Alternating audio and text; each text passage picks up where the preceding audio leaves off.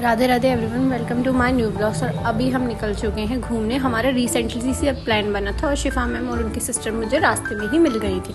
फिर उसके बाद हम जा रहे थे ज़ूडियो और हमारा एकदम से रिसेंटली प्लान बना था कि हमें घूमने जाना है। उसके बाद इनको आ रही थी हंसी क्योंकि मैंने चालू कर रखा था कैमरा। इनको कैमरा देख के हंसी आती है, इन्होंने बोला कि कैमरा बंद कर। उसके बाद ऐसे हम बातें करते करते ये प्रमोशन करने लगी थी, ये फोटोग्राफर्स का प्रमोशन कर रही थी। फिर हम पहुंच चुके थे ज़ूडियो पहुंचते हमने देखा कलेक्शन। वहाँ पे सिर्फ एक शर्ट लेने गए थे हम 3 लोग। ऐसे ही मैं हंस के शिफा मैम से कह रही थी कि एक शर्ट लेने आए हैं सिर्फ हम 3 लोग।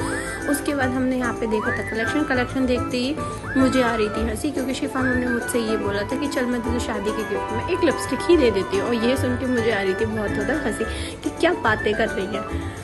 फिर उसके बाद हमने सिलेक्ट करी थी ड्रेस सिलेक्ट करने में इन्होंने मुझे बहुत ही सुंदर सी ड्रेस निकाल के दी थी जो मुझ पर बहुत ही प्यारी लग रही थी। फिर उसके बाद शिफा मैम ने करी थी अपने ऊपर ट्राई ड्रेस जो कि उनको बिल्कुल समझ नहीं आ रहा था और वो 2 घंटे से यही मुझसे कहनी थी कि मेरे कुछ समझ नहीं आ रहा है। उसके बाद उन्होंने मुझसे ये बोला कि चल हम 10 और 20 कर लेते हैं, जो ड्रेस अच्छी लगी उसको हम डन करते हैं। बट हमने इतनी सारी ड्रेसेस ट्राई कर ली थी, उसमें से कुछ भी समझ नहीं आ रहा था। और ये यहाँ लग गई थी फ़ोटोज़ क्लिक करने जो कि समझ ही नहीं आ रहा था हमें क्या लेना है।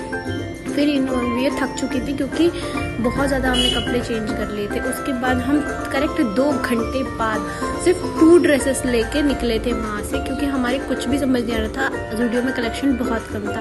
फिर हमारी शॉपिंग हो चुकी थी डन और हम निकल पड़े थे अपने घर की तरफ निकलते हुए मुझे लग रही थी भूख। तो शिफा मैम ने मुझसे बोला चलो मेरे गोलगप्पे वाले ठेले पे।